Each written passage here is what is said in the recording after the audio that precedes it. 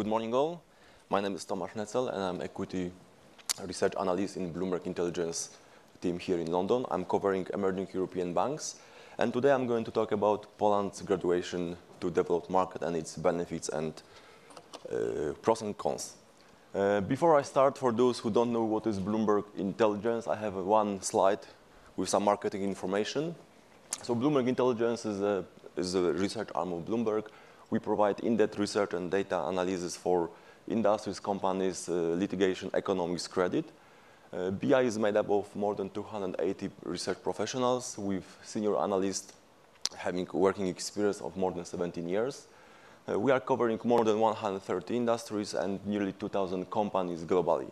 Bloomberg Intelligence is BI, or BI is available for all the customers who are Bloomberg users under function BI. Having said that, let's go back to the main topic. So we believe that Poland's graduation to developed market status will bring its benefits and risks and opportunities for local stock exchange. It will raise the pressure for the government to provide more transparent, more predictable regulation, and it will as well increase pressure on the companies to provide more advanced corporate governance and reporting standards. Weakening sentiment towards emerging markets on escalating trade wars and prospect of rising rates in the US is also making this upgrade very timely, given that new potential inflow of new investors who now will be available to invest in Poland will probably ease some pressure from EM selling off, plus also it will be offset some negative pressure from passive portfolio rebalancing.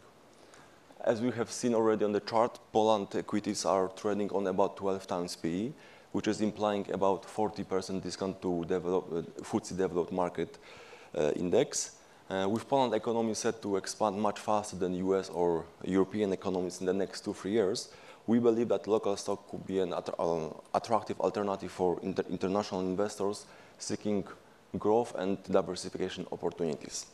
Having said that, we have to be aware that the main Polish index is dominated by state-controlled utility and energy companies and financial institutions, most notably banks, which are struggling to run ROEs above 10% because of low rates, asset tax, increased regulation, and ongoing pressure.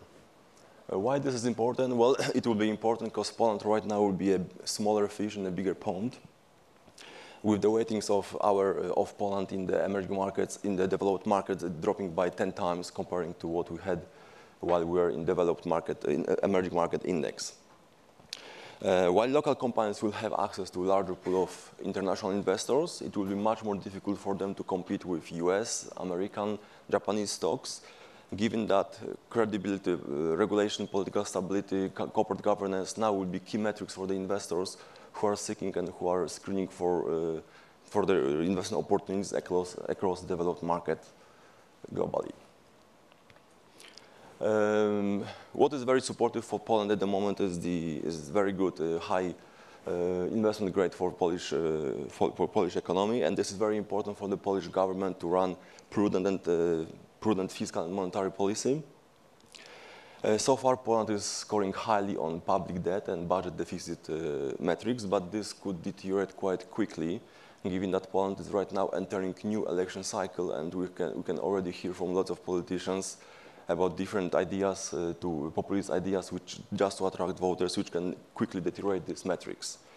Moreover, the lack of progress resolving the dispute with EU can also weigh on the investment sentiment.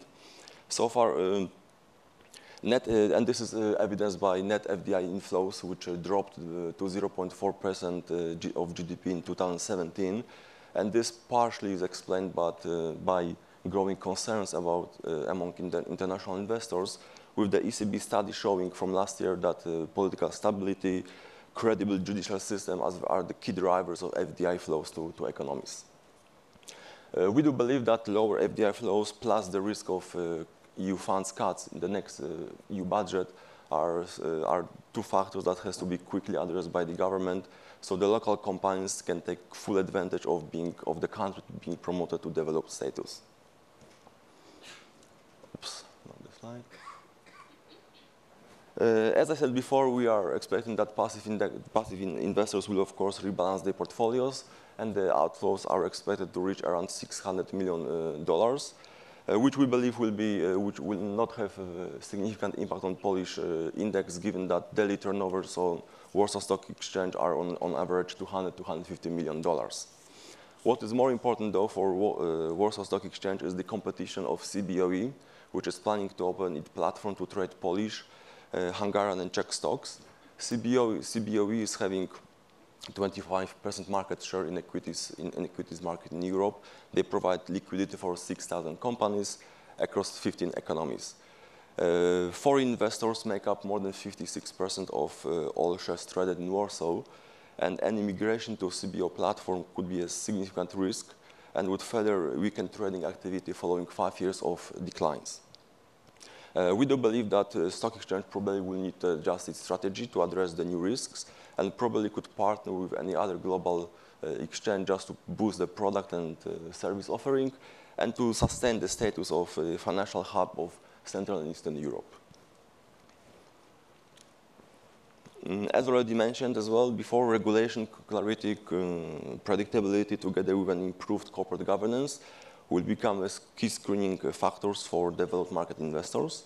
And this is especially important for Poland, where government growing role in the economy and the dispute with EU are weighing on sentiment.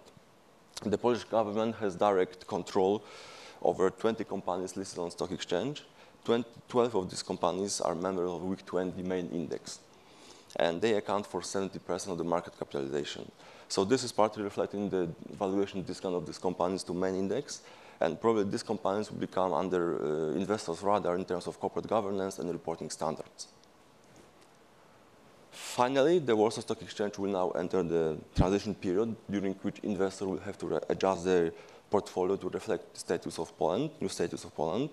And as the Israeli Stock Exchange is showing, leaving the rank of emerging markets can be quite a painful experience.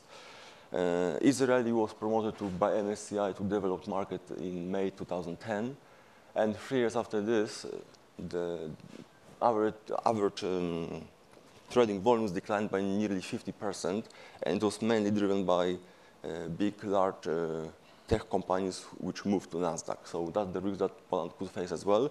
Even though, having said that, we don't expect that this will happen in Poland, but Israeli is a good experience and good lesson for the Warsaw Stock Exchange, and highlight that the importance of supportive environment, robust corporate governance, and reporting standard in attracting new investors to Poland. With this, I would like to finish my presentation. If you would like to read our report, it's available on BI Bank C, or you can contact us via email. With this, I will hand over to Markus.